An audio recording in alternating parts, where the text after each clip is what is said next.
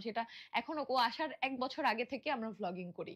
১ বছরেরও বেশি। ও আসার আগে ১ বছরেরও বেশি সময় ধরে আমরা ভ্লগিং করি। সেখানে চিন্তা করো এখন সবকিছু ওর ক্রেডিট। তাতে আমার কোনো সমস্যা নেই। তারপরে আমি না ঘুমাইয়া সেই এডিট করতাম। সারা রাত জেগে চেঞ্জ করে, করে ভিডিও করা বলো, যা বলো সবকিছু করতাম। সবকিছু।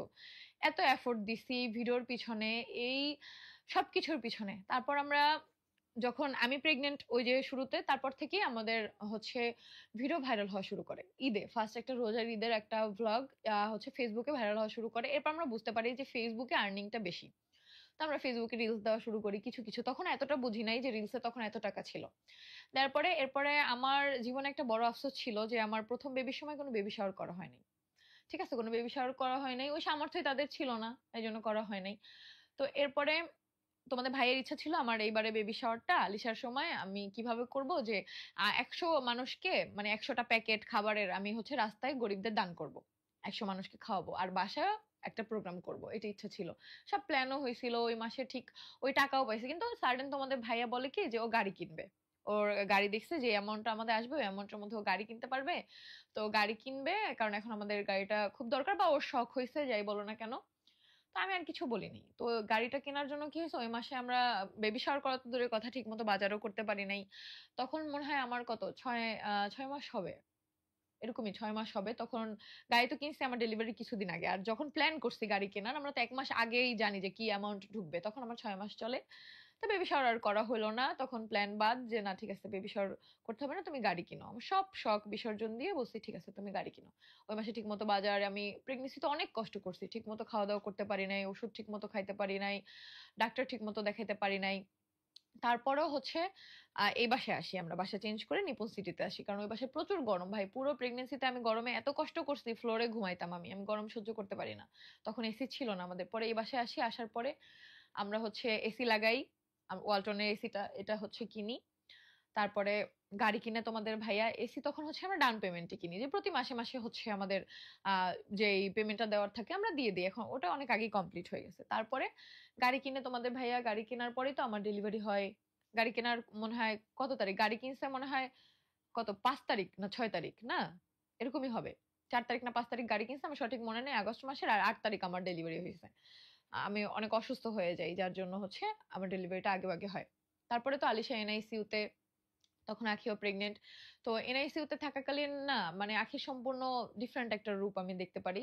যেটা তোমাদের আগেও বলছি। ও বাসায় এত সিনক্রেট করা শুরু করে, বাসায় হচ্ছে আপা, দুলাভাই মানে ইরফানের আব্বু-আম্মু, ইরফান সবাই তাদেরকে খুব চাপ দিতে শুরু করে। তারা প্রতিনিয়ত আমাকে ফোন দিয়ে বলে, "তিশা আর পারতেছি না। ও এই দরজা আটকায়, এই সুইসাইড করতে যায়, এই হাত কাটে, হাত কেন আসে না? কেন ওকে পার্সোনাল ভাবে সময় দেয় না?" সেগুলো আমাদের কাছে বলতেছে। আমাদের তো লজ্জা লাগতেছে এই বিষয়গুলো নিয়ে। তো এরপরে আহাদ বাসায় আসে, এসে ওর সাথে দেখা করে যায়। যখন দেখা করে তখন ভালো। আবার সেই ফোন দিয়ে আহাদের সাথে ঝগড়া। ওইদিকে আমাদের বাচ্চাটা বাঁচবে না মরবে তখন আমরা জানতাম না।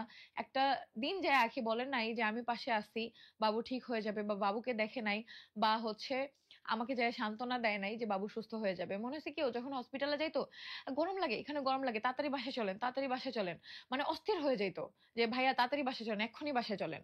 তো আবার বাসায় চলে আসতো। ওকে গাড়ি দিয়ে হচ্ছে নামায় দিয়ে যেত তোমাদের ভাইয়া। আবার হচ্ছে যখন বাসায় আসতো এরকম করতে, করতে একদিন ২০ দিন তো আমরা হসপিটালে ছিলাম। ২০ টা দিন তো আর কম যুদ্ধ করি নাই। আমি বলি কি, "আখি এখন একটু ভ্লগিং গুলা তুই সামলা। কারণ এই মাসে আমরা ধার করে হসপিটালের বিলটা দিলেও পরে এই ভ্লগ গুলা যদি না করি পরের মাসে তো আর টাকাটা পাবো না। তখন কিভাবে হচ্ছে হসপিটালের মানে এই ধার দেনাগুলা দিব? আমি পারব না।" আখি ডিরেক্ট বলে, "আমার পক্ষে সম্ভব না। এভাবে তোরা পারলে পার, তোদের বিষয়। আমার কোন দেখার সাবজেক্ট না।" আমি এই কথাটা আমি অনেক বেশি কষ্ট পাই যে যার জন্য আমি এত কিছু করছি, এত কষ্ট করতেছি আমি এখনো পর্যন্ত। আমি যা কিনি নিজে আমি একা, একা ভিডিও বানাই। আমি যেটা কিনি সেটা ওকে কিনে দেই। আমি যেটা খাই তার থেকে বেশি ও খায়। এটা ভ্লগেও তোমরা সবাই দেখছো। এটা শুধুমাত্র এমন না মোটা হইলেই মানুষ বেশি খায়। ও খেতে পছন্দ করতো। মাশাআল্লাহ যেটা ওর রিজিকে ছিল সেটাও খাইতো। তারপরও হচ্ছে বাসার মধ্যে ধরো আমি সবকিছু খাইতে পারি না। আর প্রেগন্যান্সিতে টোটালি আমি কিছু খাইতে পারতাম না। আমি শুকায় কি হয়ে গেছিলাম আলিশার সময়। আমাকে স্যালাইন দিয়ে রাখতো। তো তার মধ্যে যদি আপা আমার জন্য কখনো স্পেশাল কিছু নিয়ে আসতো, আর ধরো ওর জন্য কড়াইতে রাখা আছে, আমার জন্য বেড়ে নিয়ে আসছে, ওটা নিয়ে ও ফুলে বসে থাকতো। তখন আপা বলতো তুমি তো সবই খাওয়া আখি, তুমি তো ভাত খাওয়া চলতেছে, সবকিছু খাওয়া চলতেছে, তিশা তো খাচ্ছে না, ও তো পারতেছে না, ও কোনো কিছু গন্ধতেই বমি বমি করে দিচ্ছে। আর আখি কোনোদিনও বমি করে নাই। সবার প্রেগনেন্সি জার্নি সেম থাকে না। তারপরে ওই জিনিসটা আমার সাথে খুব হিংসা করতো। আমাকে কেউ ভালোবাসলে, ভাই আমি আপারে নিয়ে আমি একসাথে টিভিতে নাটক দেখতাম সারাদিন, কখন আপাকে ছাড়া আমি থাকতাম না, এতটা আমি ভালোবাসছি, আমি সবার সাথে মিশুক, আমি সবার সাথে মিশছি। তো সেটা কি আমার অপরাধ যে তুমি মিশতে পারো নাই? সেটা তোমার ব্যর্থতা যে তুমি তাদের মন জয় করতে পারো না, সেটা আমার ব্যর্থতা না। তারপরে তো হচ্ছে হসপিটালের কাহিনী গেল। এরপরে আমার বেস্ট ফ্রেন্ড আসছে, তো বলতেছে যে কি হয়েছে বাসায়। পরে আমি বললাম দোস্ত, আমার সাথে তো যে দেখা করতে আসতো, আমি তো তখন মানসিক ভাবে এমন মানে ট্রমাটাইজ হয়ে গেছি, অন্যের বাচ্চা যখন ব্রেস্ট ফিডিং করাইতাম আমি বাচ্চা রেখে দিতে চাইতাম। হ্যাঁ, যে আমি হচ্ছে ওকে দিব না, আমার বেবি, আমি ওকে রেখে দিতে চাইতাম, এরকম আমি ট্রমাটাইজ হয়ে গেছিলাম। সেখানে যখন ফোন দিয়েও মানসিক চাপ দিত, তো আমার বেস্ট ফ্রেন্ড আসছে, আমি কান্না করে দিছি এই কাহিনী, আখি এইগুলো করতেছে। তো আমার বেস্ট ফ্রেন্ড বলতেছে তোর আগেই বলছিলাম যখন থার্ড পার্সন ভিতরে আনিস না। তো আমি, ও সবসময় আমাকে বলে, কালকেও কথা হয়েছে সেম কথাটাই বলছে। তো আমি বলছি কি যে দেখ দোস্ত, আয়না ফেলছি, তুই একটু বাসায় যা, ওর একটু বুঝা, ও তো প্রেগনেন্ট, এখন যদি এইসব পাগলামি করে বাচ্চাটার উপরে তো সেই এফেক্ট যাবে। আমরা তখন হসপিটালে দৌড়াইতেছি, সেই সকালে দুপুরে সন্ধ্যায়, কখন ডক্টর ডাকবে, কখন একটা আপডেট দিবে সেটার কোনো ঠিক নেই। আর তোমাদের ভাইয়া দৌড়ের উপরে থাকে বাবুকে নিয়ে, আর আমার আম্মু আমার পাশে ছিল। টোটালি হসপিটালে আমার মা না থাকলে আর আমার হাজবেন্ড আমার পাশে না থাকলে আমি হয়তোবা কান্না করতে করতে সেলাই মানে ছিঁড়ে মরে যাইতাম। তখন আমার নতুন সিজার হইছে জাস্ট, শুধুমাত্র এই দুইটা মানুষের সাপোর্টের জন্য, উপরে আল্লাহ, যার জন্য আমি সুস্থ ছিলাম। তারপরে এই বাসায় এই ঝগড়াঝাটি, আপা ভাইয়া রাখি তিনজন মিলে রান্না পর্যন্ত করে হসপিটালে পাঠাইতো না। আমরা কিনে ওখান থেকে তারপর খাইতাম। আমি কি খাইতাম, হসপিটাল থেকে যে খাবারটা দিত ওটা ঝাল ছাড়া, ওটা আমি খাইতাম। এরকম কাহিনী। আম্মু বাসায় যে সে আমার ছোট ভাইকে নিয়ে আমার আম্মু হসপিটালের ফ্লোরে থাকছে, যে হচ্ছে তোষক বিছায়া তারপর থাকছে। তারপর আমার আম্মু আমার পাশে থাকছে, কারণ আম্মু না থাকলে আমাকে কেউ থামাইতে পারতো না, কেউ কন্ট্রোল করতে পারতো না। আমার ভাই থাকছে, ইরফান থাকছে, ইরফান বেঞ্চে ঘুমায়া তারপর আলিশাকে পাহারা দিছে। আখি কোনো একটা ঘন্টা যেয়ে থাকে নাই, 10 মিনিট থেকেও পাগল হয়ে যেত, এটা হসপিটালের সবাইও জানে। আমাকে প্রশ্ন করতো আপনার সতীন কখনো আসে না, কারণ সবাই তো আমাদের ভিডিও দেখে।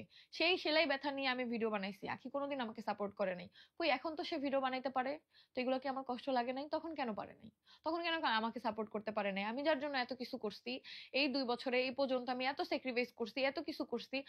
আমি ওকে বিয়ে করাই আনছি, আমি কোনোদিন ওর সামনে আহাদের সাথে রুমে যাই নাই, ও আমার সামনে আহাদকে নিয়ে রুমে যায় ঠাস করে দরজা লাগাই দিত।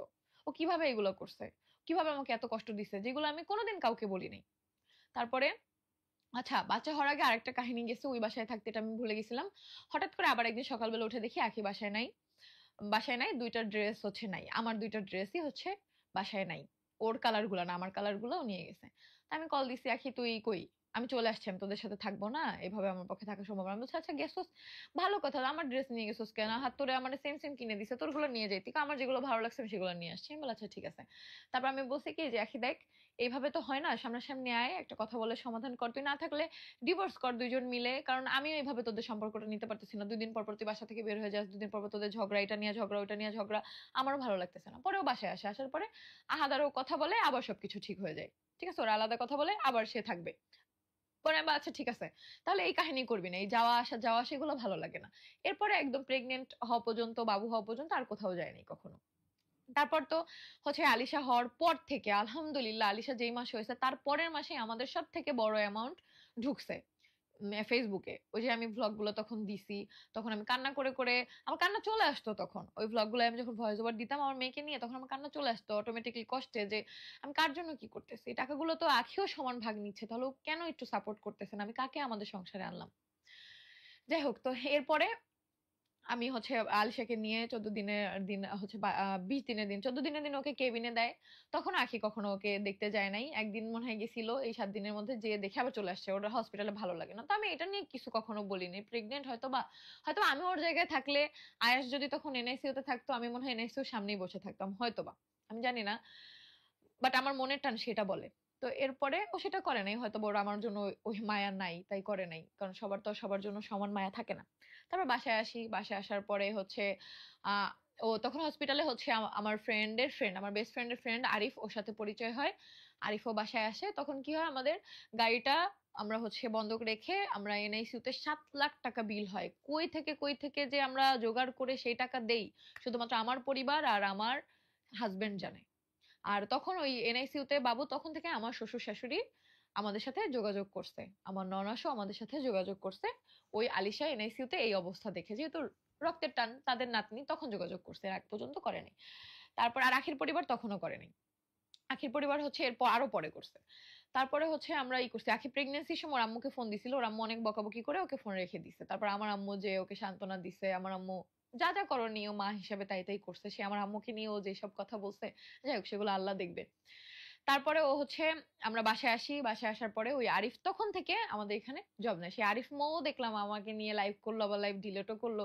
সেটা আমি দেখলাম যে ওদের বিয়ে দেওয়াটাই আমার ভুল ছিল। আমি সবকিছু আজকে বলবো, মৌ আরিফের কাহিনী যা, আমি জানি না ভিডিওটা আমি রাখবো নাকি পরে আমার ডিলিট করতে হবে, তারপর আমি আজকে সবকিছু তোমাদের বলবো। 1 মিনিটের জন্য হলেও তোমরা সব সত্যটা জানো, তারপর যা হয় হবে, আই ডোন্ট কেয়ার, বাট আমি চুপ করে থাকবো না। তো এরপরে হচ্ছে আমরা বাসায় আসি, আরিফ ওই দিন থেকেই আমাদের বাসায় থাকে। পরে তোমাদের ভাইয়া বলে তাহলে তুই জব কর, 5,000 টাকা বেতনে ওকে জব দেওয়া হয় আমাদের এখানে, যে সিনেমাটোগ্রাফার হিসাবে। ও তখন ভিডিওর কিচ্ছু পারে না, ফোন ঠিক মতো ধরে কিভাবে সেটাই জানে না, আমরা সবকিছুকে শিখে নিছি, তাও 5,000 টাকা স্যালারি ধরছি। অন্য কোনো মানুষ হলে বলতো আগে শিখবি, তারপর থাকা খাওয়া সব আমাদের এখানে, স্যালারি পর্যন্ত আমাদের এখানে। তো এরপরে আমাদের বাসায় থাকা শুরু করলো। তারপর আমরা এই বাসায় হচ্ছে আহ বাবু কে নিয়ে আসার মনে হয় 3-4 দিন পরে একটা বুয়াকে আনি আমরা। ওই বুয়া হচ্ছে মানে আগে বড়লোকই ছিল, তখন আর কি কিছু সমস্যার জন্য গরিব হয়ে গেছিল, ওই জন্য আমাদের বাসায় কাজে আসে। তো কাজে আসার পরে ওনার একদিন হাত পুড়ে যায়, হাত পুড়ে যাওয়ার পরে আমি বলে দেই যে আর কাপড় চোপড় ধুইতে হবে না, কিন্তু আখি বলে হাত পুড়ুক যা পুড়ুক দেখার সাবজেক্ট না, আপনার ধুইতেই হবে। তখন আমার আম্মু আখিকে বলে যে দেখ আখি তুই প্রেগনেন্ট, এখন মানুষের সাথে এই ধরনের ব্যবহার করতে হয় না মা, সামনে তো ডেলিভারি, কার অভিশাপ লাগে বলা যায় না। কিন্তু ও আসলেই কখনো কোনো কাজের মানুষের সাথে ভালো ব্যবহার করতো না, কখনোই না, সবাইকে খুব ছোট করে দেখতো যে ও বাসার মালকিন আর ওরা হচ্ছে কাজের মানুষ, যেটা সত্য আমি সেটা বলতেছি একদমই। তো এরপরে ওই আন্টিকে হচ্ছে কি হতো, আন্টি এক জায়গায় বসলে উঠে আর কাজ করতে পারতো না। তো আন্টি ওই দিনের ওর ওই ব্যবহারের পরে ফোন করে বলে দেয় সে আর আসবে না। পরে আমি বলি যে দেখ কত কষ্ট করে একটা কাজের মানুষ খুঁজে পাওয়া যায় না। তারপরে আলিশা তখন ছোট, আমি ওকে ধরতেও পারি না, আমার আম্মুকে আমার ছোট ভাইকে তোমাদের ভাইয়া আমাদের বাসায় নিয়ে আসে। পরে আলিশাকে আমার আম্মু পালে, সেই আমার বাসার সার্ভেন্ট আন্টি যেই রুমে থাকে, হেল্পিং হ্যান্ড আমাদের আন্টি, সেই রুমের ফ্লোরে আমার আম্মু থাকছে, আন্টি থাকছে খাটে, আন্টি খাটে ঘুমাইছে, আম্মু ফ্লোরে ঘুমাইছে আমার ভাইকে নিয়ে। তারপর আমার মেয়েকে পালছে, আমরা যা খাইছি তাই আম্মু খাইছে, না খায়া থাকছে, আমাদের সাথে কষ্ট করছে, তারপরও আলিশাকে রাখছে। আমি একটু সুস্থ হয়ে বাইরে গেছি, ভিডিও করছি, ভ্লগ করছি, সবকিছু এডিটিং করছি আমি যাতে আমার কাজে ফোকাস করতে পারি, আমার আম্মু আমার সন্তানকে রাখছে। আমার আম্মুর স্বার্থের জন্য আমার আম্মু থাকে না, আমার আম্মুর বাসা তো তখন নেয়াই ছিল। আমার আম্মু আর আমার ছোট ভাইকে নিয়ে কষ্ট করে ফ্লোরে থাকছে আলিশাকে রাখার জন্য 6 মাস। আলিশাকে এভাবে আমার আম্মু পালছে 6 মাস। তখন তো আমরা এই বাসা থেকে চেঞ্জ করে আমরা সোসাইটিতে বড় বাসায় নেই, কারণ যেহেতু তখন আম্মু চলে আসছে, আম্মু ফ্লোরে থাকতেছে, আমার এটা ভালো লাগতেছে না। তারপর হচ্ছে এই বাসায় থাকাকালীন আমরা ফার্নিচার বানাইতে দেই, হচ্ছে আরিফ মামার পরিচিত ফার্নিচারের দোকান, যেখানে আমরা হচ্ছে বলি যে আমরা আস্তে আস্তে টাকা দিব, এভাবে আমরা 90,000 টাকা অ্যাডভান্স দেই, তারপর আস্তে আস্তে টাকা দিব, সব ফার্নিচার আমরা বানাইতে দিই। সেই ভাইয়াটাও খুবই ভালো। তো এরপরে আমরা সোসাইটির বাসায় চলে যাই, ওখানে ফার্নিচার গুলো সব নেই, তারপর আম্মুকে আলাদা রুম দিতে পারি, আম্মু আলাদা রুমে থাকে, আলিশাকে সম্পূর্ণ দেখভাল করে। তারপরে এই বাসায় থাকতে কিন্তু মৌকে আনি, আন্টিকে যেদিন আনি তার মনে হয় কয়েকদিন পরে মৌকে আনি। তো মৌ কি হতো, খালি ঘুমাইতো, তোমরা ভ্লগেও এটা দেখছো যে ও প্রচুর আর ঘুম, ও সেই 12টায় দুপুর 12টায় ঘুম থেকে উঠবে, তার আগে উঠতে পারবে না। তো এইভাবে তো কারো বাসায় কাজ করতে পারবে না। তো আমি কি করলাম, আমি ওকে ভালোবেসে, মৌর ব্যবহার আমার খুব ভালো লাগতো, ও যে এরকম আমি এটা আগে জানতাম না, ওর ব্যবহার আমার খুব ভালো লাগতো। এই জন্য হচ্ছে আমি ওকে বলতাম যে তুই রাতে তাহলে রাত জাগ, বাবুর জন্য রাতে জেগে থাক, দিনে তাহলে আমার আম্মু দেখবে। পরে ও রাত জাগতো, কারণ সে সকালে উঠতে পারবে না। ওকে ফাইন, তখন হচ্ছে আখিও আমাকে বলছে যে তাহলে মৌকে বাদ দিয়ে দে। আমি বলছি দেখ এই খালি বাদ দিব, এইভাবে একটা মেয়ে পাওয়া এত সোজা না। মৌকে কিন্তু আখি কথা বলে আনছিল সবকিছু, যে সব কাজ করবে, কি কি কথা ওই বলছে, আমি না। তো তারপরে ওই ওই তখন থেকে ওদের একটা ক্লাশিং, মৌ আরিফকে দেখতে মানে মৌ আখিকে দেখতে পারে না, আখি মৌকে দেখতে পারে না, কারণ আখি চাই নাই মৌ থাকুক। আর মৌ সবসময় বলতো যে আপু, আখি আপু যেসব খোটা দেয় খাবার নিয়ে, আমি কিন্তু এভাবে হলে থাকবো না, সবসময় আমাকে বলতো। এখন তাদের মধ্যে এত ভাব, আমি জানি না, তারা পারলে এগুলো বলুক, আমি এগুলো মিথ্যা বলতেছি, ঠিক আছে কোনোটা, যে এগুলো কোনোদিন আমাকে মৌ নালিশ দেয় নাই যে আখি আপু এগুলো এগুলো বলতেছে, এগুলো সত্য না, তাহলে আমি থাকবো না, বা আখি আমাকে বলে নাই যে মৌ আরিফ এগুলো করতেছে। যাই হোক, এরপরে আরিফ মৌ দুইজন মিলে, আরিফ হচ্ছে মৌকে খুব মানে পছন্দ করে, সে ওর সাথে প্রেম করবে। তার আগে হচ্ছে আরিফের অন্য একটা মেয়ের সাথে রিলেশন ছিল, যাই হোক তার সাথে অনেক কিছুই হয়েছে, ওটা ওদের পার্সোনাল ব্যাপার, ব্রেকআপ হয়েছে। এটা আমি অনেক সাপোর্ট দিছি ওই মেয়েকে, আমি বুঝাইছি যে দেখো এখন যদি তোমাকে ভালো না বাসে, জোর করে তো আর ভালোবাসা হয় না, তাই না। ওকে আমি সান্ত্বনা টান্তনা দিছি, ওর সাথে অনেক কিছুই ঘটছিল। যাই হোক, পরে হচ্ছে মৌর পিছনে আরিফ লেগে থাকে। আমি বলি যে দেখ আমার বাসায় এসব চলবে না, যদি বিয়ে করস তাহলে বল, আমি মৌর সাথে কথা বলবো, তোরা বিয়ে করবি, বিয়ে ছাড়া কিছু সম্ভব না। এরপরে কি হয়, ওই বাসায় যাওয়ার পরে স্বামীকে বিয়ে করাই। মুনতাহাকে আনার পরে আমার আম্মু কি করে, আমার আম্মু তখন বলে যে আলিশা তো বড় হয়ে গেছে, তাহলে আম্মু এখন আম্মুর বাসায় শিফট হবে। কারণ আলিশা তখন বড়, মৌ তখন হচ্ছে আলিশাকে পারফেক্টলি দেখতে পারতেছে। মারিয়াকে তখন আনছি, মারিয়াকে কিন্তু আখি কথা বলে আনে, মারিয়াকে আনছি তাহলে দেখতে পারবে, ঠিক আছে পারফেক্টলি। তা আম্মু চলে যায়। পরে হচ্ছে মৌ দেখাশোনা শুরু করে এবং মৌ আমাকে বলে যে বাবুকে একা একা দেখা সম্ভব না আপু, আর আমি যেহেতু প্রচুর বাইরে কাজ টাজ করি, আর বাবু যেহেতু হচ্ছে বেস্ট ফিডিং করতো না, একা না। তো আরিফ কি হয়, এই বাসা থেকেই যখন ওর সিনেমাটোগ্রাফার হওয়ার কথা, ও তখনই না বাবুকে খুব সুন্দর করে ক্যারি করতে পারতো, ও বাবুকে অনেক সুন্দর করে লালন করতে পারতো, তো দুইজন মিলে দেখবে। আমি বলতাম আচ্ছা ঠিক আছে দেখ। তো আমি তো সবসময় বাসায় থাকতাম না, বাসায় আসলে শুনতাম আন্টি বলতো, আন্টি মুরব্বী মানুষ, সে বলতো যে মা ওদের বিয়ে দাও, না হলে এভাবে আসলে আনমেরিড একটা ছেলে একটা মেয়ে মেলামেশা করবে, এটা ভালো লাগতেছে না। মারিয়া আমাকে বলতো যে আপু অনেক কিছুই দেখি, ঠিক আছে, এখন এইগুলা তুমি ওদের বিয়ে দাও। পরে আমি হচ্ছে ওদেরকে বলি তোরা কি বিয়ে করবি, নাহলে সবাই আমার কাছে নালিশ দিতেছে, এভাবে চলবে না, নাহলে দুজনই কাজ ছেড়ে চলে যান, দুজন আলাদা থাক। তারপরে তারা সিদ্ধান্ত নেয়, তাদের ফ্যামিলির সাথে কথা বলে, বাট বিয়েটা গোপন থাকবে। এভাবে ওই বাসায় আমাদের কথা চলে, পরে ওই বাসায় কিন্তু বিয়েটা হয় না। তখন এরকম চলতেছিল, সবাই আমার কাছে নালিশ দিত, আখিও আমার কাছে অনেকদিন বলছে যে ওদের দুজনকে একটা বাচ্চা রাখতে কি দুজন মানুষ লাগে। আমি বলি দেখ আলিশা রাতে অনেক বিরক্ত করে, ঠিক আছে অনেক বিরক্ত করে, দুজন কেন তিনজন, আমরা সবাই তো ঘুম থেকে উঠে যাই, আম্মুকে ফোন দিয়ে আনাই, ও যখন কান্না করে সবারই লাগে, সবাইকেই লাগে। এরপরে তো আখি ডেলিভারি হয়। আখি ডেলিভারির দিন যে কি করছি আমি, সেটা তো আমি আমি জানি আর আল্লাহ জানে, আর হসপিটালে মানুষগুলো দেখছে আমি নামের মধ্যে কান্না করতে করতে বসে পড়ছি রক্তের জন্য, যে ওর রক্ত লাগবে। আমি পাগলের মতো হয়ে গেছিলাম যে আখি এত কষ্ট পাচ্ছে। আমি 2 সেকেন্ডের মধ্যে বাসায় আসার পরে ওদের সবাইকে ঘুম থেকে উঠেছি যে তাড়াতাড়ি চল, আখির পেইন উঠছে, এখন হসপিটালে যেতে হবে। এই নামের ডক্টর নার্স সবার সাথে আমি ঝগড়া করছি যে কেন এখন ওকে সিজার করতেছেন না।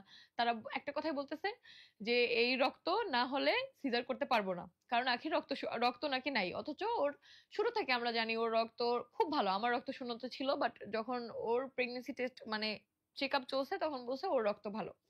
তো আমি যখন এটা শুনতে পারি যে রক্ত নাই, ও কষ্ট পাচ্ছে, ওর পেইন উঠে গেছে, আমি হসপিটালে ওইখানে যাওয়ার পরে এত মানুষের কাছে রক্ত চাই, তখন রাত 2টার বেশি বাজে, কাউকে পাই না ফোনে। কত ব্লাড গ্রুপে হচ্ছে পোস্ট দিছি, আমাদের ফেসবুকে পোস্ট দিছি, পেজে পোস্ট দিছি, হসপিটালে কান্না করতে করতে একসময় চিল্লায় চিল্লায় আমি বসে পড়ছি যে এই রক্তের জন্য এখন নাকি শেষ হয়ে যাবে, বাচ্চাটার এত বড় ক্ষতি হয়ে যাবে, আমাদের এত শখের বাচ্চা দুইটা।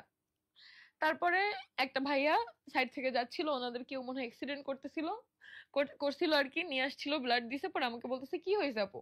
পরে আমি বলি কি ভাইয়া এমার্জেন্সি ব্লাড লাগবে, এ পজিটিভ। তো আমি মেয়ে মানুষ, আমার ব্লাড নিবে না, আমার গ্রুপ হচ্ছে এ পজিটিভ, তো আপনারা কেউ যদি পারেন একটু ব্লাড দেন। পরে বলে হ্যাঁ আমার একটা ফ্রেন্ড আছে, ওটা কোথায় যেন হচ্ছে জাহাঙ্গীরনগরের পিছনে, ওইখানে থেকে আনতে হবে। পরে বলে ভাইয়া আমাদের গাড়ি আছে, কোনো সমস্যা নেই, গাড়িতে যে আপনার বন্ধুকে নিয়ে আসবে। তখন তোমাদের ভাইয়া চলে যায়, সাথে রাজ যায়, আরো কে কে যায়, যে তাকে নিয়ে আসে, এরপর ব্লাড দেয়, এরপর ডেলিভারি হয়। যখন আয়াসের মুখটা দেখি, আর ডেলিভারির আগে বারবার আখির কাছে যাচ্ছিলাম, দেখতেছি ও পেইনে কষ্ট পাচ্ছে, তখন ওর আব্বু আম্মু আবার ওর ডেলিভারির কয়েকদিন আগে তারা হচ্ছে মেনে নেয় আমাদেরকে, বাসায় আসে, তাদের সাথে ভালো সম্পর্ক, অনেক ভালো সম্পর্ক ছিল, আমি তাদের অনেক কিছু শপিং করে দেই। তারপর হচ্ছে সবসময় কথা বলি। রিয়া আসে যখনই, তখনই আমি শপিং করে দিই, তখন সম্পর্ক খুব ভালো ছিল। কেউ বলে নাই তখন, তখন ওর বাপের কাছে আমি ছিলাম বড় মেয়ে, যেটা সত্য কথা।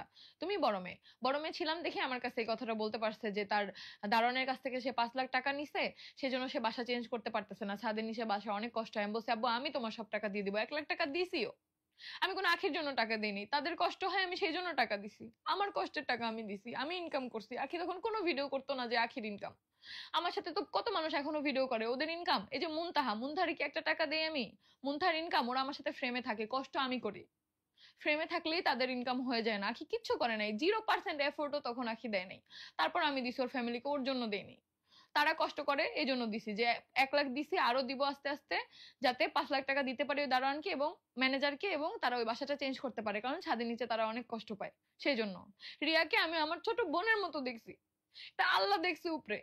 রিয়া যখন বাসায় আসতো আলিশাকে আদর করতো, সেটা নিয়েও খোটা দিছে, বলে রিয়া কি এই বাসায় যেয়ে বসে থাকতো, আলিশাকে রাখতো। আলিশাকে কি জোর করে রাখতো? আলিশাকে রাখার জন্য 3জন কাজের মানুষ বাসায়, আলিশাকে শুধুমাত্র দেখার জন্য ওর দাদি আছে, ওর ফুপি আছে, এছাড়া 3জন কাজের মানুষ। আলিশাকে কারো দেখতে হয় না, আলিশাকে যে কোলে নেয় ভালোবেসে কোলে নেয়। এটা যদি আমি বুঝতাম রিয়া এটা নিয়েও খোটা দিবে, আমি রিয়াকে বলতাম তুই আলিশাকে ধরবি না, আমি তো দেখতাম যে ও খালা হিসেবে ভালোবাসতেছে, কখনো তো বুঝি নাই যে এইগুলো নিয়েও খোটা দিবে। তারপরে হসপিটালে যখন আয়াসের মুখটা দেখি আমার এত শান্তি লাগে, আমার মনে হয়েছে কি যে আমার ছেলেটা আমার কাছে চলে আসছে, আমার ছোট্ট আয়াত আমার কাছে চলে আসছে। আমি ওরে এত আদর করছি, ওর জন্য আমার এত মায়া। আমি আখি চলে যাওয়ার পরেও কিন্তু আমি যোগাযোগ কখনো বন্ধ করিনি। সবসময় আমি নির্লজ্জের মতো রিয়ারে ফোন দিতাম, রিয়া ধরতো না, বলতো আয়াস ঘুমায়, ভিডিও দিত না, কিচ্ছু করতো না, কোনো রেসপন্স করতো না, আখি করতো না। তারপর আমি নির্লজ্জের মতো ফোন দিছি, আহাদরে দিয়ে ফোন দেওয়াইছি, বারবার বলছি আহাদরে যে তুমি ফোন দাও। আহাদের আর আখির কখনোই ওরকম ভালোবাসা ছিল না, আহাদের কখনো আখির প্রতি ভালোবাসা হয় না, আখিরও কখনো আহাদের প্রতি ভালোবাসা হয়নি। ওদের কখনোই ভালোবাসা ছিল না। যতটুকু সম্পর্কটা জোড়া লাগে আমি রাখছি, কিন্তু দিন শেষে সেই দোষের ভাগিদার আমি।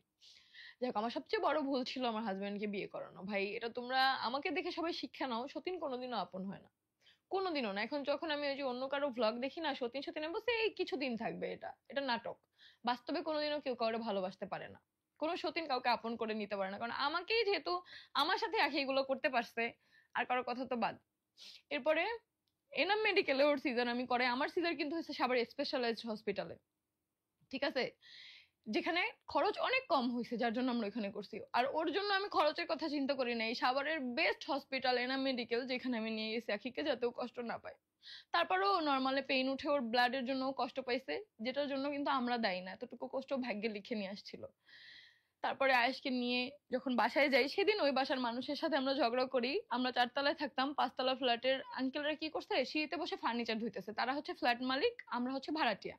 তো এটা নিয়ে তাদের খুব অহংকার ছিল, তারা ফ্ল্যাট মালিক হয়ে তাদের হচ্ছে গাড়ি নাই, আমাদের গাড়ি আছে, এই জন্য সবসময় আমাদের খুব ছোট করে দেখতো সোসাইটির ওই বাসাটার ওই উনি। তো উনি ওখানে ফার্নিচার ধুইতেছে, তো আমি বলতেছি কি, আঙ্কেল, আমি ভালোভাবে বলছি যে আমার হচ্ছে সতীন এখন আসবে, ওর ডেলিভারি হয়েছে, ও কিভাবে এই সিঁড়ি দিয়ে উঠবে, তো ওই বাসায় লিফট কমপ্লিট হয় নাই, এই সিঁড়িতে এত পিচ্ছিল, এত ফেনা, ও কিভাবে উঠবে এই সিঁড়ি দিয়ে। বলে সেটা আমাদের দেখা সাবজেক্ট না, আমরা এইখানেই ধুবো, এটা আমাদের বাসা, আমরা ফ্ল্যাট ওনার। তো এটা নিয়ে আহাত তার সাথে অনেক সিনক্রেট করে, রাগারাগি করে, সেও করে। তারপরে হচ্ছে আমরা কিন্তু এই জন্য ওই বাসা ছেড়ে দিই, যে এত অহংকার করলে তাদের সাথে এই বাসায় থাকা যায় না। এরপরে আখিকে নিয়ে আসি, আস্তে আস্তে করে তোমাদের ভাইয়া ধরে ধরে উঠায়। তারপর আয়েশকে, কত সুন্দরভাবে আমাদের সংসারটা চলতেছিল, আয়েশকে সুন্দরভাবে দেখাশোনা করি। পরে হঠাৎ একদিন আখি বলে কি, ও হচ্ছে ব্রেস্ট ফিডিং করাইতে কষ্ট হয় আয়াসকে। আখির মা পর্যন্ত, আখির মা তো দ্বিতীয় দিনই চলে গেছে হসপিটালে, যেদিন সিজার হয়েছে তারপরের দিনই হচ্ছে বাসায় এসে, বাসায় যেদিন আসছে আখি সেদিনই রাতে সে চলে গেছে। একদিনও সে আয়াসকে লালন পালন করে নাই। আমার মা যেভাবে 6 মাস আলিশাকে লালন পালন করছে, আয়াসকে একদিনও সে লালন পালন করে নাই। আয়াসকে সবকিছু আমরাই করছি। এরপরে বলতেছে কি, ব্রেস্ট ফিডিং করাইতে কষ্ট হয়। তো যখন এটা আখির আম্মু ফোন দিছে আমাকে, ভিডিও কল দিয়েছে, বাবুকে দেখছে, তো বলতেছে যে না, বুকে দুধই যাতে খাওয়ায়, কৌটোর দুধ খাওয়ায় না, এটা কিন্তু ভালো না, ক্ষতি। পরে আমি বলছি যে না, আখির কষ্ট হয়। আখি বলতেছে আমার রাতে বারবার সেলাই নিয়ে উঠতে হয় ওকে খাওয়ানোর জন্য, আমার এটা অনেক কষ্ট হয়, তার চেয়ে ওরে দুধ কিনে দে, ওরে ওটা খাওয়াই। আমি বলছি আচ্ছা ঠিক আছে, কোনো সমস্যা নেই, আমি 1 কার্টুন দুধ কিনে নিয়ে আসছি, যে থাক, এই দুধই খাক, আখির যাতে কষ্ট না হয়। আমি কোনো টাকার দিকে তাকাই নেই, ডায়াপার কার্টুনে কার্টুনে কিনে এনে রাখছি, এখনো ডায়াপার দুধের জন্য লাইভে এসে কান্না করে, ওকে কারে কারা হেল্প করে। কই, আমার কাছে 2 বছর থাকাকালীন তো এত অভাব গেছে, এত অনটন গেছে, কোনোদিন আখি ডায়াপার দুধ কিনে আনতে হয়নি। কখন শেষ হয়েছে, কখন কিনে এনে রাখছে, আখি টেরও পায়নি। আলিশার জন্য, আয়াসের জন্য, দুইজনের জন্যই। কখন আমি এনে রাখছি দুধ, টাকা আছে নাকি নাই, আখির সেটা দেখতেও হয়নি। ও বলতেও পারবে না সেটা যে কোনোদিন ও দেখছে শেষ, তার আগেই আমি স্টক করে এনে রাখছি। তারপর থেকে আয়েশকে গোসল করাইতাম আমি, আবার আম্মু বাসা থেকে এসে গোসল করাই যাইতো আয়েশকে, কারণ আখি পারে না, স্বাভাবিক ব্যাপার, প্রথম বাচ্চা, করাইতাম। আমার আম্মু যেটা করছে সেটা আখির আম্মুও করে নাই, আমার আম্মু যতটুকু করছে। তারপরে তো ওই বাসা থেকে আমরা এই বাসায় আসি। এই বাসায় আসার পরে একদিন হচ্ছে হঠাৎ করে আবার এরকম ঘুম থেকে উঠে দেখতেছি আখি নাই। তখন আয়াস মনে হয় 1 মাস, 1 মাস না, 2.5 মাস হবে এরকম, ছোট, ঠিক আছে। তো এরপরে ও নাই, ও নারায়ণগঞ্জ চলে গেছে, ওর একটা বান্ধবীর বাসায়, আমি জানি না আদৌ কোথায় গেছে। আয়াসকে রেখেই চলে গেছে। তো আয়াস তো দুধের বাচ্চা, ছোট, মায়ের দুধ না খেলেও মায়ের গায়ের গায়ের ঘ্রাণটাও তো বাচ্চারা বুঝে। আন্টিকে দিয়ে কল দেওয়াইছি, আন্টি বলছে যে মা তুমি আসো, বলে না আমি আসবো না, বলে তুমি বাচ্চাটা রেখে কেন গেছো, আন্টি বলতেছে যে ও তো ছোট, ও তো কষ্ট পাচ্ছে, ওরা নিয়ে নিয়ে যাইতা, বলে আমার কোনো বাচ্চা লাগবে না। ও যতবারই গেছে ও বাচ্চা রেখেই আরো একবার গেছে, বাচ্চা রেখেই চলে গেছে। তো এটা আহাদের একদমই পছন্দ না, যে ও আগে যা করছে করছে, ঠিক আছে, তো এখনো সেগুলো করতেছে। আর কথায় কথায় শুধু আলামিন আলামিন আলামিন, এটাও শুধু লাইভে বলছে সেটা না, এটাও আগেও বাস্তবেও আমাদের অনেকবার আলামিনের কথা শুনাইছে, আলামিনকেও ভালোবাসে বা তাকে সারা জীবন ভালোবাসবে, কোনোদিন ভুলতে পারবে না। এটা এজ এ হাজবেন্ড আহাদের মেনে নেওয়া খুবই কষ্ট, যেটা নর্মাল। আমি বুঝি, বাট আমি বুঝাইতাম, দেখ আলামিনের বউ বাচ্চা আছে, তোর তো আর আলামিনের সাথে বিয়ে হয় নাই, তাই না? তোর যদি এতই বুঝোস তাহলে আলামিনের বিয়ে করতি, আহাদরে কেন করলি? তো এগুলো নিয়ে সব মাঝে মাঝে ওদের মধ্যে ঝগড়া হইতো। তো আমি তখন বলতাম যে দেখ, এটা কোন হাজবেন্ডই মানবে না যে তুই আরেকজনকে ভালোবাসবি। তো এরপরে সবকিছু কিন্তু আমাদের সব সমান সমান চলতো, সবকিছু। তো চলে গেছে ওই যে, তারপরে আমার আম্মু ওকে, ওর আব্বু আম্মুকে আমি বাসায় আনাইছি, কেন আনাবো না? 2 দিন পর পরে সে চলে যায়, তো তার মেয়ের দায়িত্ব কে নিবে? এই যে বাচ্চাটাকে রেখে চলে গেছে, আমি কয় দিক সামলাবো? আমার তো একটা ছোট বাচ্চা আছে, আমি কয় দিক সামলাবো? এই যে একটা মানসিক চাপ, যে বান্ধবীর বাসায় চলে গেছে, কোনো বিপদ হইলো না, ওর বান্ধবী কেমন, আমি কি কিছু জানি? তারপর ওর আব্বু আসছে, ওর বোন আসছে, ওর বোন আইসা বলতেছে যে ওর কোন বান্ধবী আমি ছুটাইতেছি। ওর বোন যে এখন এত পটর পটর করে না ওর সাথে, ওর বোন আগে সবসময় আমাদের সাথেই কথা বলতো, আমাদের ফেভারে। তো এরপরে ওর আব্বু আসে, ওর আব্বুর কাছেও যাবে না। ও বলতেছে যে না, আমি তোমার তোমার বাসায় আমি যাবো না, আমি তো তোমার কাছে বোঝা, আগের বার আমার ডিভোর্স হয়েছে, তারপর তোমরা আমার সাথে যা করছো, আমি যাবো না, লাউড দিয়ে কথা বলছে। পরে আমি আমার আম্মুকে বলি, আম্মু দেখো তুমি বুঝে আনতে পারো কিনা। পরে আম্মু ওকে বুঝাইয়া ও ঘরে উঠাইয়া সেই সারা রাত কলে থাইকা তারপর ওকে আনায়, রাত 2টার সময় আমার আম্মুর বাসায় আসে, ততক্ষণ ও রাত রাত বাসার বাইরে। আর আহাত তো বলে দিছে ওকে আর কোনোদিন গ্রহণ করবে না, যেই বউ ওকে রেখে বাসার বাইরে থাকছে আর কথায় কথায় বয়ফ্রেন্ডকে ভালোবাসে বলে, সেই বউকেও আর গ্রহণ করবে না। আমি ওকে বুঝাইছি যে চুপ থাকো, আগে ও আসুক সুস্থভাবে, পরেরটা পরে হবে, একটা বাচ্চা আছে, এখন আর তোমরা চাইলেই সম্পর্ক নষ্ট করতে পারবে না, তোমরা ডিভোর্স করলে আগেই করতে, এখন বাচ্চাটার জীবনটা কি মানে ফাইজলামি পাইছো একটা। আমি সবসময় এটা ওদেরকে বলতাম, এটা আমার বাসার সবাই জানে, প্রত্যেকে জানে ভাই, এগুলো কোনো লুকোচুরি না। আমার বাসার এতগুলা মানুষ কাজ করে, প্রত্যেকটা মানুষই খারাপ, সবাই খারাপ, যারা আমাকে ভালোবাসে তারাই খারাপ, আর ও একাই ভালো। তারপরে হচ্ছে ও আম্মুর বাসায় আসে, আম্মুর বাসায় এসে ও শর্ত দেয় যে উপরে ফ্ল্যাটে থাকবে। ওর শর্ত হচ্ছে এটা, ও একসাথে থাকবে না, উপরে ফ্ল্যাটে থাকবে। আর হচ্ছে উপরে ফ্ল্যাটের জন্য সবকিছু কিনবে, উপরে ফ্ল্যাটে থাকবে, টাকা পয়সা ভাগাভাগি করতে হবে। আমি বলছি আচ্ছা ঠিক আছে আম্মু, ও কিসের টাকা পয়সা ভাগাভাগির কথা বলতেছে? যে টাকা পয়সার কথা ভাগাভাগি বলে তাহলে ওকে চ্যানেল খুলে নিতে বলো, এই চ্যানেল তো আমার, আমি 3 বছর ধরে খেটে এই পর্যন্ত আনছি। তাই সমস্যা নেই, আমি ওকে হেল্প করবো, ওর চ্যানেলে আমিও ভিডিও বানাবো, কোনো অসুবিধা নেই। তারপর আবার আমি নিজেই বলি যে না ঠিক আছে, চ্যানেল খুলতে হবে না, সৈয়দ ফ্যামিলির আমি ওকে দিয়ে দিব, Syed family channel, Syed family page, ওইটাই যে আর্নিং হবে ও নিক। আর টিয়ারটা আমি যেরকম কন্টিনিউ করে আমি করবো, সমস্যা নেই, ঠিক আছে, আলাদাই থাকুক। আর সব ফার্নিচার আমি ওকে দিয়ে দিব, আমি নতুন ফার্নিচার কিনে নিবো। তখন আমার আম্মু বলে ঠিক আছে, আমি তোমাকে ফার্নিচার কিনে দিব, সমস্যা নেই, তুমি ওকে দিয়ে দাও। দিলে কখনো কমে না, আমার আম্মু আমাকে এটা বলে। পরে সেদিন আমরা কিন্তু একটা ভ্লগ আপলোডও হয়ে গেছিল ভুলে, সেদিন সবাই বলছো যে আগেই জানতাম আখি এমন করবে। ওদিন কিন্তু তোমাদের ভাইয়া কখনোই চায় নাই আলাদা ফ্ল্যাটে যাইতে। এরপরে রাতের বেলা পরের দিন সকালবেলা আখি বাসায় আসে, তারপর সে কি করে, তার যত গোল্ড সব বন্ধক রাখে, রাইখা তোশক, বটি, আম্মুকে নিয়েই সবকিছু কিনে। সে যে বলে সে একা একা কিনছে, সে একা একা কিনে নেয়, আমার আম্মুকে নিয়ে সবকিছু কিনছে, আমার আম্মুকে নিয়ে সে সবকিছু করছে, কিনছে। আমার আম্মু বলতেছে আমি কি ওর সাথে থেকে কিনা? আমি বলছি এটা তোমার ব্যাপার, তুমি তোর অনেক ভালোবাসো, আমার এখন আর এগুলোর কোনো শোকতাপ নাই আম্মু আখিরে নিয়ে। যে এগুলো করতে পারছে, এখন এই স্বার্থপরের মতো আলাদা ফ্ল্যাটে থাকতে পারছে, টাকা পয়সা ভাগ চাচ্ছে, আমি এত খাটতেছি, আমি চাই ও দায়িত্ববান হোক, কিভাবে বাসা ভাড়া দিতে হয়, কারেন্ট বিল, বাসার বাজার, তারপর হচ্ছে ভিডিও যারা করে ওদের টাকা, আমি চাই ও দায়িত্ববান হোক। তখন কি হয়েছে, মারিয়া তো আয়েশকে দেখতো, তো আখি তো উপরে ফ্ল্যাটে চলে যাবে, তাহলে উপরে ফ্ল্যাটে কে কে থাকবে? হচ্ছে আখির সাথে যাকে বলি সেই থাকবে না। আন্টি বলে মা তুমি আমাকে আনছো, আমি তোমার এখানে কাজ করব। ইরফান বলে মামি আমি কোনো ফ্ল্যাটে যাব না। সাইমন সেম, মামি আখি মামির সাথে যাওয়ার তো প্রশ্নই ওঠে না। মারিয়া সেম, তাহলে আমি এখন থেকে আয়েশকে দেখবো। আয়েশকে দেখবো না, আমি হচ্ছে কি বলে আলিশাকে দেখবো। ডিরেক্ট বলে যে আমি উপরে ফ্ল্যাটে যাবো না, একটা মানুষ ওর সাথে উপরে ফ্ল্যাটে যাবে না। পরে আখি কি করে, ওর খালা, ওর আপন খালা, আর খালু কিছুদিন আগে মারা গেছে, তখন ওর খালাকে বলে যে খালা তুমি আসো আমার বাসায়, এসে কাজ বাজ করবা, আমার সন্তান দেখবা, কারণ কেউ আমার সাথে উপরে যাবে না। তো ওর খালা তখন ওরা কি বলছে আমি জানি না, ওর খালা আসার কথা ছিল, পরে আর ওর খালা আসে নাই। তো ও যখন এটা বুঝতে পারে যে কেউ ওর সাথে উপরে যাবে না বা সবাই বলতেছে, তখন পাশের পাশের ভাবিও হচ্ছে, যখন আমি ভাবির সাথে শেয়ার করছি, ভাবি বলতেছে ভাবি আলাদাই থাকেন, এটাই ভালো হয়। ভাবি কখনোই আলাদা ভাবে কারো পক্ষে কোনো কথা বলেনি, বলছে আলাদাই থাকেন। আখি ভাবি একটু দায়িত্ব শিখুক, আখি ভাবি না এখন বুঝতেছেন, আপনি মায়ের মতো তাকে আগলায় রাখতেছেন, তো যে সে সন্তানের মতো থাকতেছে, সে বুঝতেছে না তার একটা বাচ্চা, এই বাচ্চার প্রতি কি দায়িত্ব সেটাও মা হিসাবে বুঝতেছে না, তার বাচ্চা অন্য মানুষ পালতেছে, আবার ডায়পার দুধ যা লাগতেছে এগুলোর জন্য কি কাঠখড় পোড়াইতে হয়, বা এই ভিডিওর পিছনে কতটা এফোর্ট দিতে হয়, লাইভ করতে কতটা এফোর্ট দিতে হয়, এটা কিন্তু আখি কিছু জানে না। এখন কিন্তু আখি সেগুলো টের পাচ্ছে। প্রতিটা লাইভে কিন্তু বলে যে আমি যে কত ক্লান্ত, কত খাঁটি। তিশা 3 বছর এটা করে আসছে, তুই এখন করতাছস। তিশা 3 বছর এটা কইরা তোরে খাওয়াইছে, 3 বছর এটা কইরা তোর ফ্যামিলিও চালাইছে। যখন থেকে তোর ফ্যামিলি পরিচয় হয়েছে তখন থেকে মাসে 30,000 টাকা করে তোর বাপের হাতে দিছি। মিথ্যা কথা বলতে পারবে আমার হাত থেকে টাকা নেয় নাই? 30,000 করে প্রতি মাসে, প্রতি মাসে। এক মাসে 20,000 হয়েছে দেখা আহাদের সাথে ঝগড়া করছস। আহাদের আব্বুরে না দিয়া আমি সেই 10,000 তোর আব্বুরে মিলাই আমি 30,000 দিছি। আমার হাত থেকে টাকা নিছে, সে কিভাবে মিথ্যা বলবে আমার চোখের দিকে তাকায়া যে মানুষটা আমার হাত থেকে টাকা নিছে? তোর বোনকে ফোন কিনে দিছি, যেখানে তোর ফোন একটা ভাঙ্গা ফোন চালাইতো, 35,000 টাকা একটা ফোন কিনে দিছি আমার টাকা দিয়ে। আমি সবকিছু করছি। তো তুই তো এখন ইনকাম করস, তুই করবি আমার জন্য?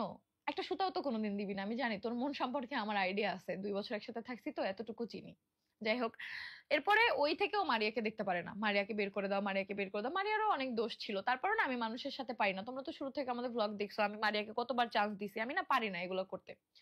এরপর তো ওই যে মৌ আরিফের বিয়ে দেই, মৌ আরিফের বিয়ে দেই, মৌ সবসময় বলতো আপু আলাদাই করে দেন, বা হচ্ছে টাকা পয়সার একটা কিছু করেন যাতে আপনার কোনো টাকা পয়সা থাকে, কারণ আপনি এত কষ্ট করতেছেন বাট দিন শেষে আপনার কিছুই থাকতেছে না, এক সময় আপনারই বদনাম হবে। সেই মই লাইভে যে এত বড় বড় কথা বলবে এটা আমি কখনো বুঝতে পারিনি। যাই হোক, আমার ভুল ছিল ওদের বিয়ে দেওয়াটা। ওদের বিয়েতে কয় লাখ টাকা খরচ করছি সেটা ওরা জানে, আর উপরে আল্লাহ জানে। এই আরিফের বিয়ের যে পাঞ্জাবি গুলো না, এক একটা পাঞ্জাবির দাম 8,500 টাকা করে, বিয়েরটাও 8,500 টাকা, হলুদেরটাও 8,500 টাকা। আর তখন আমাদের মনিটাইজেশন বন্ধ, যে বলে ওদের বিয়ে দিয়ে আমরা লাখ লাখ টাকা ইনকাম করছি, তখন থেকে আমাদের পেজে মনিটাইজেশন বন্ধ। আজকে 5 মাস যাবত আমাদের, 5 মাসের বেশি হবে মানে ওদের বিয়ে থেকে, তাহলে হিসাব করে ওদের বিয়ে হয়েছে কয় মাস হয়েছে, সেই থেকে আমাদের পেজে মনিটাইজেশন বন্ধ। শুধুমাত্র ইউটিউব আর্নিং থেকে আমরা চলতেছি। আর তখন থেকে আরো বেশি খারাপ সম্পর্ক হয়ে যায়। আখির আম্মু হচ্ছে রিয়াকে আসতে দেওয়া বাদ দিয়ে দেয়, যখন দেখে আমাদের পেজে প্রবলেম ভাবছে এগুলো আর কখনো ঠিক হবে না। তখন থেকে মানুষ চিনতেছি যে কে কেমন। করছি সবার জন্য, বাট বিপদের সময় কারা পাশে থাকে সেটা এবার বুঝতে পারছি।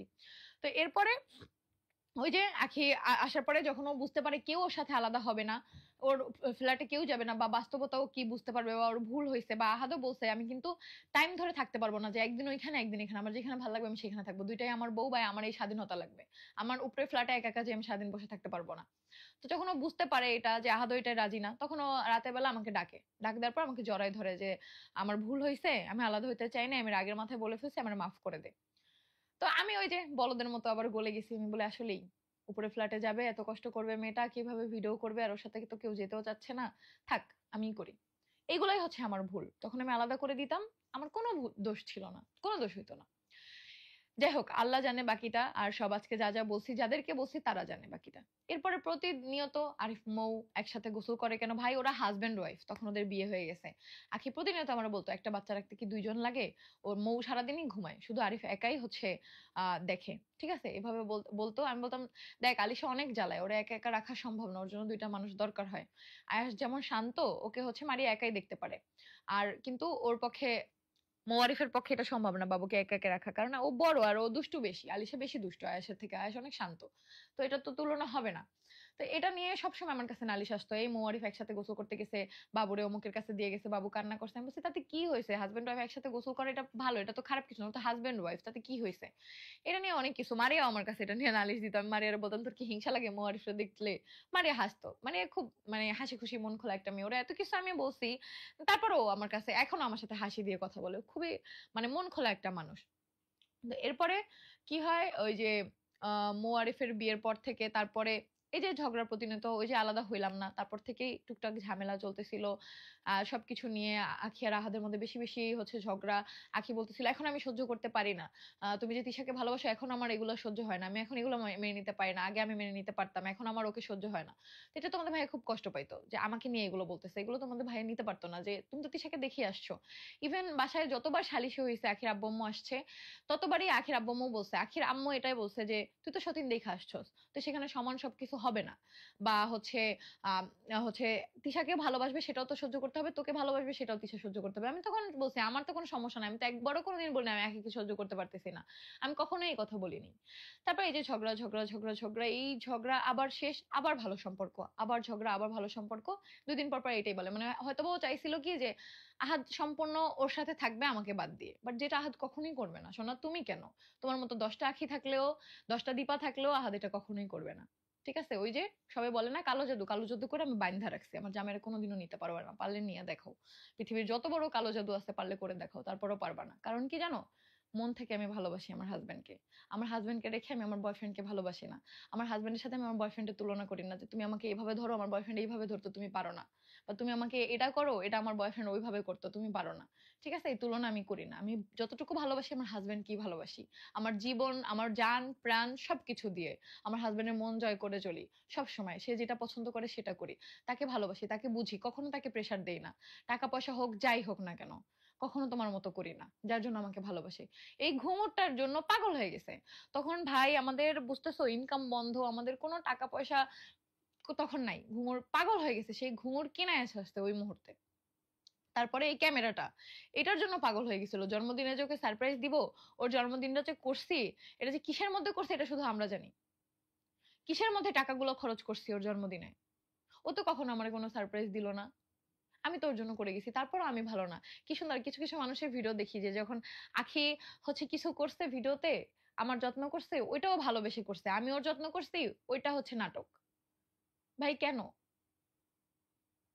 নাটক কার ছিল আর কি ছিল সেটা আখি আস্তে আস্তে টের পাবে। আমি ওর জন্য কখনো কিছু করছি না না করছি সেটা আখি টের পাবে। এই মঞ্জু বাজারে আমাদের কন্ট্রাক্ট, আমরা প্রতি মাসে হচ্ছে শপিং করতাম, মাস শেষে আমরা হচ্ছে পেমেন্ট দিতাম। তো লাস্ট পেমেন্টটা শুধু আটকাই গেছে কারণ আমাদের পেজ বন্ধ। তো এটা ভাইয়া বুঝতে পারছে, মঞ্জু ভাইয়া কিছু বলে নাই। ভাইয়া মাঝে মাঝে ফোন দিয়ে বলে টাকা হাতে আসলে দিয়ে দিও, এটা বলবে স্বাভাবিক। তো সেই ড্রেসগুলো কিন্তু এখনো বাসায়। হ্যাঁ, সেই ড্রেসগুলো আমি দিয়ে দিতে চাইছি, তাতেও দোষ হয়েছে যে আখি পড়বে, এখন আমি দিব না ভাই, আমার দোষ হোক। এগুলা এখন আমি মঞ্জু ভাইয়াকে টাকা দিব, তার মানে এগুলো আমার কেনা। আমি এখন আর্ন করতেছি একা একা, তার মানে আমার টাকা, তো আমার টাকার কোনো কিছু আমি কাউকে দিব না। তাতে আমাকে খারাপ বলো, আমি কিচ্ছু আর কিচ্ছু কাউকে দিব না। তোমাদের ভাই এখন কোনো আর্নিং করতেছে না, সে অসুস্থ মানসিক ভাবে, আমার কাছে সার্টিফিকেট আছে। তো আমি ইনকাম করে আমার সতীনের ছেলেকে মাসে 3,000 টাকা দিব, তাতে যদি মনে করো আমি খারাপ, আমি খারাপ, এর থেকে বেশি আমি দিতে পারবো না সৎ মা হিসাবে। কারণ যে বাচ্চার প্রতি আমার অধিকার নেই, ওদিন থানায় এসা আমাকে কোলে পর্যন্ত দেয় নাই। আমি কোলে চাইছে, হাত কোলে চাইছে, ওদের অ্যাডভোকেট পর্যন্ত, সে তো মিথ্যা কথা বলতে পারবে না, সে পর্যন্ত নিয়ে আসছে যে আঙ্কেল বাচ্চাটাকে কোলে দিই, দেয় নাই বাচ্চাটাকে কোলে। আখির মা, আখির বাবা এরকম আগলায় রাখছে, রাখুক আগলায়, তাতে আমাদের কি হবে? লাইভে এসে নাকি আখি বলছে আমার কোনোদিন বেবি হবে না। এই জন্য হয়তো আল্লাহ এখন আমাকে বেবি দিছে, আল্লাহর কাছে লাখ লাখ শুক্রিয়া।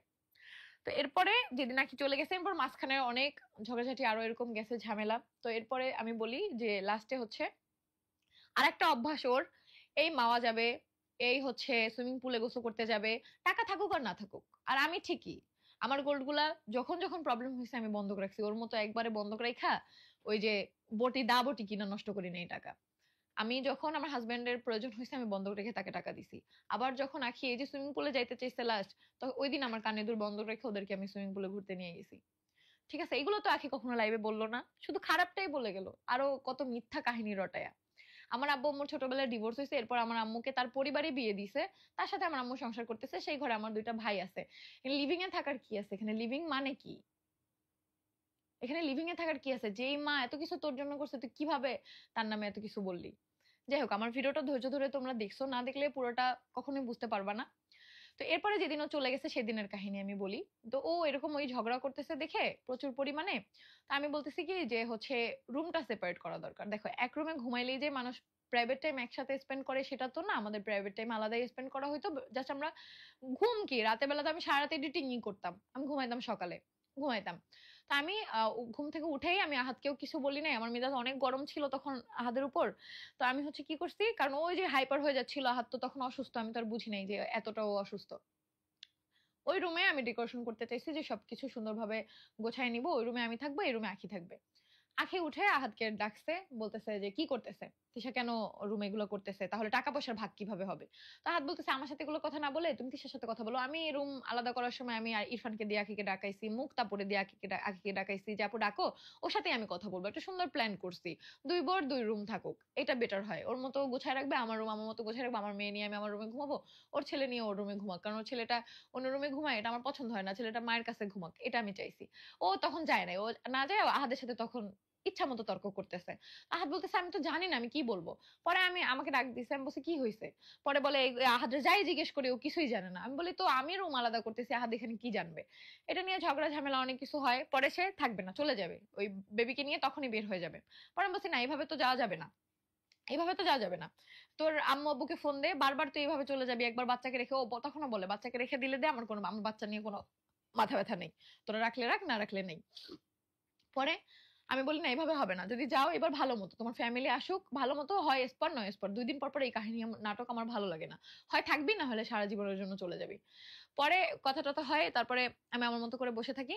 এরপরে ও কি প্ল্যান, আগের দিনই হচ্ছে প্ল্যান করছিল সবাই যে কক্সবাজার যাবে, তোমাদের ভাইয়া মানসিক ভাবে হচ্ছে যেহেতু অসুস্থ, একটু ঘোরাফেরা করলে, তো প্ল্যান করছে আমি যেহেতু বড় বউ আমাকে নিয়ে আগে যাবে। আমি বলছি না, আমি সবসময় আখিকে আগে প্রায়োরিটি দিতাম। যে ও এমন একটা মানুষ ছিল, গাড়িতে যখন আমি সামনে বসতাম ও তখন ভিডিও করতো, যখন ও সামনে বসতো তখন ও ভিডিও করতো না। সবসময় কিন্তু যাওয়ার সময় আমি বসতাম, আসার সময় ও বসতো, এক সময় যাওয়ার সময় ও বসতো, আসার সময় আমি বসতাম। বাট ও সবসময় ব্লগের শর্ট নিক বা ও নিজে রিলস বানাক এমন সময় বানাইতো, আমি যখন সামনে বসতাম আহাদের পাশে, তখন মানে আমাকে সবসময় কালার সাজাইতো। সবসময় এই জিনিসটা আমি বুঝতে পারতাম, তার আমি কিছু বলতাম না, যে যা করে করুক। কিছু কিছু সময় আছে না, ছোট ছোট বিষয় মানুষ গুরুত্ব দেয় না, ওরকম। তো এরপরে হচ্ছে কক্সবাজার, আমি বলছি না তুমি আগে আখিকে নিয়ে যাও, নাহলে আখির হচ্ছে মন খারাপ হবে, ও এমনি ইদানিং আমাকে সহ্য করতে পারতেছে না, দেখা গেল আমরা কক্সবাজার চলে যাবো, ও চলে যাবে, ওকে নিয়ে আগে যাও তারপর আমাকে নিয়ে। তো সেই প্ল্যান মতো কথাও হয়, আখিকে যাইয়া বলেও যে সাইমন ওরা সবাই যায়, সাইমন তারপর সামি সবাই যায়, তোমরা হচ্ছে কক্সবাজার যাবা কালকে, তোমরা আসবা, তারপর হচ্ছে তিশা আর হচ্ছে হাত যাবে, 2 জন যাবে। তো এরকমই কথা হয়। তো সেই রাতের কথার পরে কিন্তু সকালবেলা উঠে আমি রুম আলাদা করতেছি, যে সবকিছু গোছাই, ওরা আজকে রাতের বেলা কক্সবাজার যাবে, আমি সবকিছু গোছাই, তারপরে হচ্ছে আসলে আবার আমরা যাবো। আমার তো এগুলো নিয়ে কোনো সমস্যা নেই, কারণ আমি নিজেই তো ওকে আনছি, আমি বিন্দু পরিমাণ কোনোদিন ওকে নিয়ে হিংসা করিনি, কোনোদিনও এই কথা বলি নাই যে আমি আখিকে মানতে পারতেছি না। তারপরে আর ও এটা প্রায় বলছে, ঝগড়া হলেও এটা বলছে, আমার সাথেও কান্না করে করে বলছে, দেখ আমি এখন তোকে মানতে পারতেছি না, আমি কি করব, আমার সহ্য হয় না। এটা অনেকবার বলছে, তখন আমি একা একা কান্না করতাম যে আমি কারে আনলাম, সেই এখন আমার সহ্য করতে পারতেছে না। ওই যে উপরে সাক্ষী আছে একজন, সে জানে এগুলো সব সত্য না মিথ্যা। তারপরে হচ্ছে বলতেছে, ওই ওই দিন যেদিন ঝগড়া লাগছে আমরা, বলতেছে না আমি কোনো কক্সবাজার যাবো না, আমি বাসায় যাবো, তোরা কক্সবাজার যা, আমি বাসায় যাই কদিন থেকে আসি। তারপরে আমি বুঝাইতে গেছি, এই ঝগড়াঝাটির পরে আমি আবারও বুঝাইতে গেছি, মুক্তাপুও দেখছে, আবারও আমি বুঝাইতে গেছি যে আখি চল আমাদের সাথে কক্সবাজার, আমরা 3জনই তার থেকে যাই, 2জন 2জন না যেয়ে, তুই যেহেতু যাইতে চাইতেছিস না, আমি একা যাবো না, তুইও চল, বাবুরা থাকুক, তোর আম্মু আসতেছে, আসলে বাবুকে নিয়ে থাকুক, আমরা চল, আমরা যাই, আলিশাকে আম্মুর বাসায় পাঠিয়ে দিই, আর ওকে আয়াস হচ্ছে তোর আম্মুর সাথে থাকুক, আমরা ঘুরে আসি, ভালো লাগবে, তাহলে দেখবি যে মনটা ফ্রেশ লাগবে, অনেকদিন হয়েছে আমরা কোথাও ঘুরি না। বলে না আমি কোথাও যাবো না, আমি আমার বাসায় যাবো। তারপরে হচ্ছে ওর আম্মুর সাথে ওর আম্মু আসে, ওর আম্মু এসে ওকে নিয়ে যায়, তখন আহাদ বাসায় ছিল না, আহাদ হচ্ছে তখন গাড়ি ঠিক করতে গেছে, যেহেতু আমরা গাড়ি নিয়ে কক্সবাজার যাবো, সেজন্য হচ্ছে গাড়ি ঠিক করতে গেছে। দাঁড়াও আসতেছে 1 মিনিট। তো যে ও হচ্ছে গাড়ি ঠিক করতে গেছে, তো ওই মুহূর্তে আখি আম্মু না বলে হচ্ছে আখিকে নিয়ে চলে যায়। পরে ও যাওয়ার সময় আখির আম্মু আমাকে অনেকগুলো কথা শোনায়, অনেক কিছু অনেক কিছু বলে। ঠিক আছে, পুরো আমার উপর ব্লেম দেয়, তার মেন লাইফ নাকি আমি নষ্ট করছি, তার মেয়েকে জোর করে আমি নিয়ে আসছি, এটা সেটা। তো আমি এগুলো শুনে আমি বলি কি, যে এতগুলো মিথ্যা ব্লেম আমাকে দিচ্ছেন, আমি বাঁচবই না, আমি মরে যাবো, এটা বলে আমি গেট লক করে দিই। লক করে দেওয়ার পরে হচ্ছে ওর মা বাইরে থেকে নাকি বলে, এটা তো আমি শুনি না, এটা আপা ছিল, মুক্তাপু ছিল, তারা আমাকে বলছে, বলে যে এখানে থাকলে ঝামেলায় পড়বি, আখি তাড়াতাড়ি চল, তিশা যদি এখন মরে তুই ফাঁসবি, তাড়াতাড়ি চল, এটা বলে চলে গেছে। তো এই কথাটা না আমার বিশ্বাস হয় না, কিন্তু প্রত্যেকটা মানুষই বলছে, মুক্তাপু বলছে, আপা বলছে, তারপরে হচ্ছে সামিনা, রাজ বলছে, মুনতাহাও বলছে। তো যেহেতু মুনতাহা আমার ভাইয়ের বউ, রাজ আমার ভাই, তাই আমি ওদের কথা বিশ্বাস করি নাই। বাট মুক্তা আপু আর আপা তো আর আমার রক্তের না, তাই আমার বিশ্বাস হয়েছে হয়তো বা এই কথা বলছে। কারণ আখি দরজা আটকালে কখনোই আমার আম্মু ওই সিচুয়েশনে আমাকে নিয়ে চলে যেত না, দেখতো যে ওর কি হয়েছে। এরপর আমি আখি আব্বুকে কল দেই যে আমি এত কিছু করছি আব্বু আপনাদের জন্য, তারপর আপনার বউ আমার নামে এই এই দোষ দিয়ে গেছে, আমি বাঁচবই না, আমি মরে যাব, আপনি ভালো থাকেন আপনার মেয়েকে নিয়ে। তারপরেও তারা একটা ফোন দিয়ে খোঁজ নেয় নাই আমি ভালো আছি নাকি। আমি তো দরজা লক করে দিছি ভিতরে, দরজা লক করে দিয়ে, বিশ্বাস করবো না, ওই দিন ফার্স্ট আমার মনে হয়েছে যে আমি মরে যাই, এত কিছু ব্লেম আমাকে দিচ্ছে। আমি জাস্ট হচ্ছে তখন যখনই আঁখি চলে গেছে, ওরা সাথে সাথে হচ্ছে তোমাদের ভাইয়াকে কল দিছে, ফ্যানের সাথে আমি ওড়না ঝুলাইছি পর্যন্ত, এর মধ্যে আয়সা নিয়া তোমাদের ভাইয়া এত জোরে জোরে দরজা, মানে পুরা ভাঙার অবস্থা এরকম, আর ওর হাতে ব্যথা আমি জানি। পরে আমার মাথায় আসে যে আমি কেন মরবো, যে আমার এই সিচুয়েশনে চলে যেতে পারছে, তার জন্য আমি কেন মরবো। আমি দরজা খুলি, তোমাদের ভাই আমাকে জড়ায় ধরে, স্বামী কান্না করে দেয় যে তুই কার জন্য মরবি, হ্যাঁ কেন তুই এই করবি, এত কিছু করে এই 2 বছরে, তারপরে তোর দোষ, তার জন্য তুই কেন নিজেরা শেষ করবি। পরে আমার মন অনেক খারাপ ছিল, তোমাদের ভাইয়া ওই রাতে বেলাই হচ্ছে পরে ওই প্ল্যান মতো আমাকে নিয়ে হচ্ছে কক্সবাজারে চলে যায়। তারপর তো দেখছোই আমরা যাওয়ার পরে তোমাদের ভাইয়া সব ছবি টবি চেঞ্জ করে ফেলে, কারণ এটা তোমাদের ভাই অনেক বেশি কষ্ট পায় যে আমাকে মৃত্যু সজ্জায় ফালায় আখি কিভাবে চলে গেল, ওর মায়ের এই কথায় যে এখন তিশা মরলে তুই ফাঁসবি, এখানে ফাঁসাটা বড় নাকি আমি মরে যাচ্ছি এটা বড়, এতটুকু মায়া ওর নাই। তো তারপরে আমরা কক্সবাজার থাকাকালীন হচ্ছে আখি তখন আমাদের কাছে অনেক টাকা ছিল না। আমার আম্মুর কাছ থেকে টাকা নিয়ে আমরা কক্সবাজারে গেছিলাম। কক্সবাজারে একদম শেষের দিন, যেদিন আমাদের টাকা পয়সা শেষ, সেদিন আখি মেসেজ দেয় যে বাবুর দুধ ডাইপার শেষ, টাকা পাঠাও 2000। পরে হচ্ছে বলে আখি এখন আমাদের কাছে টাকা নেই, আমরা বাসায় যাই নাই, তারপর ব্যবস্থা করে পাঠাবো, কারণ ওই দিন শুধু আমরা আসবো, গাড়িতে আমাদের তেল ভরতে হবে, এই টাকাটাই আছে। আমরা চলে আসি। আসার পরে যখন আখিয়া হচ্ছে আবার টাকা চায়, পরে আমি বলছি আখি দেখ, যে বাবা আমার কাছে এত বড় মুখ করে গেছো, একটা দুধ তোর ছেলেকে কিনে দিতে পারে নাই, একটা ডাইপার কিনে দিতে পারে নাই, আমাদের কাছে চাইতে হলো? তাহলে বস, তুই কোথায় গেলি, তুই চলে আয়, তুই ভুল কর না, আমি আসবো না, টাকা দিলে দিবি, না দিলে নেই, আমি আর কোনোদিন আসবো না। Okay fine. এরপর থেকে তো সবকিছু তোমরা জানোই। তো লাইভে কিছু কিছু কথা আমি উল্লেখ করছি দেখে সবাই মনে করছো কি যে এই মেয়েটা কত খারাপ। আসলে রাগ বেশি আমার, আমি হাইপার হয়ে যাই আর সত্য কথাগুলোই বলি হাইপার হয়ে। ঠিক আছে, ওই মিথ্যা বলে লাইভ করে ডিলিট করার অভ্যাস আমার নাই। ঠিক আছে, আমি একটা কথাও এখানে মিথ্যা বলি না। আমি চাইলে ওর ফ্যামিলির নামে পেঁচাইয়া অনেক মিথ্যা কথা বলতে পারতাম, কারণ ভাই 2 বছর থেকে ও যেমন জানছে আমার আব্বু আম্মু ডিভোর্স হয়েছে, আমার স্টেপ ফাদার, আমার আপন বাবা আলাদা, সেরকম ওর ফ্যামিলির অনেক কিছু আমি জানছি। ওর আব্বু আগে কি করতো, ওর আব্বু আর খালু আগে মিলে কি করতো দুইজন, সবই আমি জানি। কিন্তু আমি কিন্তু সেগুলো বলতে যাব না, কারণ কারো ব্যক্তিগত বিষয় নিয়ে কথা বলতে আমি চাই না। আমাদের কাছে আখি ছিল, আখি যা যা বলছে, যা যা ও করছে সেগুলাই আমি বলছি। কিন্তু ওর ফ্যামিলি নিয়ে কথা বলা, ওর মাকে নিয়ে যে কমেন্টটা আসছে সেটা সত্য না মিথ্যা সেটাও আমি জানি, সবকিছুই আমি জানি। তো সেগুলো নিয়ে আমি কথা বলতে চাই না, এটা ওদের ব্যক্তিগত ব্যাপার। ও যেরকম আমার আম্মুকে নিয়ে এতগুলো মিথ্যা বলছে না, ও ভাবছে কি যে আমি এই কথাটা কোনোদিন কারো কাছে বলবো না যে আমার আব্বু আম্মু ডিভোর্স হয়ে গেছে, আমার আব্বু আম্মু সেপারেশনে আছে, তারপর আমার আম্মুর বিয়ে হয়েছে, আমার আব্বুরও বিয়ে হয়েছে। তো এতে আমার কি সমস্যা, আমার কি দোষ এখানে?